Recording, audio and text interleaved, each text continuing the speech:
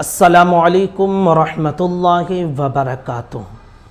क्या आपने कभी ये सोचा कि कुत्ते की नस्ल में बरकत क्यों नहीं होती है और बकरियों की नस्ल में बरकत क्यों होती है? दुनिया भर में आप देखिए कि बकरियां या खसी वगैरह कितने ज़बह किए जाते हैं, लेकिन कभी कमी नहीं होती है और कुत्तों की नस्ल में कमी होती है। इसकी वजह क्या है? क्या आप जानते हैं? अगर नहीं जानते हैं तो आप इस वीडियो को सुने और ख़ुद भी इसमें जो नसीहत आप तक पहुंचा रहा हूं उस पर अमल करने की कोशिश करें।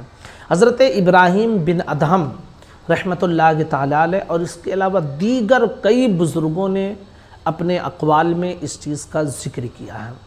कुत्ते की आदत ये है कि जब रात होती है तो रात के पहले पहर में कुत्ता जागता है और जब रात का आखिरी पहर आता है तो कुत्ता सो जाता है। बकरी की आदत यह है कि बकरी रात के पहले हिस्से में सो जाती है और रात का जब आखिरी हिस्सा आता है तो उस वक्त बकरी जागती है। यही वजह है कि बकरियों की नस्ल में अल्लाह ने बरकत रखी है, इसलिए कि सुबह का जो वक्त होता है ये बेशुमार बरकतें लेकर आता है, बेशुमार रहमतें लेकर आता है और उस वक्त जो जागता है अल्लाह की रहमत उसे नसीब होती है। तो बकरी उस वक्त जागती है, उसको अल्लाह की रहमत मिलती है, और कुत्ता सो जाता है, उसको अल्लाह की रहमत नहीं मिल पाती है, महरूम रह जाता है। इसलिए इसकी नस्ल नहीं बढ़ पाती है और बकरियों की नस्ल में इजाफा होता है। नबी पाक सल्लल्लाहु अलैहि वसल्लम की आदत मुबारक ये थी कि आप तहज्जुद के वक्त बेदार हो जाया करते थे और तहज्जुद अदा करते, ज़िक्र व अस्कार करते, नमाज फ़ज्र अदा करते, और फिर अगर आपको आराम करना रहता तो सूरज निकलने का इंतज़ार किया करते थे। सूरज निकल जाता तो फिर उसके बाद हुज़ूर सल्लल्लाहु अलैहि वसल्लम आराम फरमाया करते थे।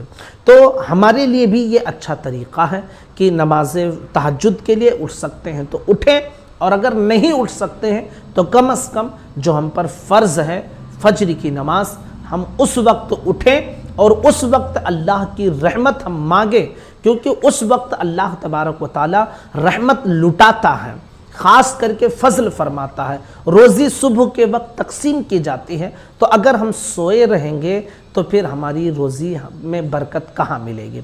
ना हमें रोज़ी मिल पाएगी, ना हमारी रोज़ी में बरकत हो जाएगी, तो बरकत होगी। तो अगर आप या हम चाहते हैं कि हमारी रोज़ी में इजाफ़ा हो, हमारी रोज़ी में बरकत हो, तो हमें सुबह के वक्त बेदार होना है, और अगर कोई ज़रूरत ना हो तो सूरज तुलू होने तक ज़िक्र व अस्कार में मशगूल रहें। उस वक्त जो ज़िक्र व अस्कार और दुआ में मशगूल रहता है, अल्लाह की रहमत का बहुत बड़ा हिस्सा उसे नसीब होता है। तो अगर कोई ज़रूरत ना हो तो आप जो है तुलुए फ़ज्र तक, ये तुलुए आफ्ताब तक आप ज़िक्र व अस्कार में मशगूल रहें। हाँ, अगर कोई ज़रूरत है, सोना चाहते हैं तो सो सकते हैं, कोई हराम मना नहीं है, लेकिन अच्छा तरीक़ा यही है।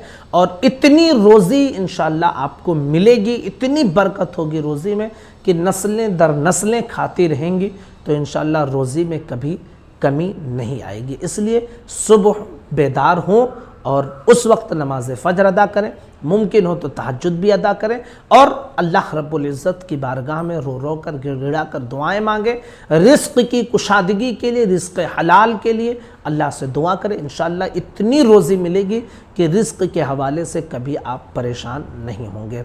मैं अपने तमाम साथियों से गुजारिश करूँगा कि मेरे इस पैगाम को अपने तमाम दोस्तों तक ज़रूर पहुँचाएँ, ताकि लोग इस पर अमल करके अपनी फ़र्ज़ नमाज भी अदा करें और रोज़ी रोज़गार के लिए जो परेशान हाल है उनकी परेशानी भी दूर हो सके। अस्सलामु अलैकुम व रहमतुल्लाहि व बरकातुहू।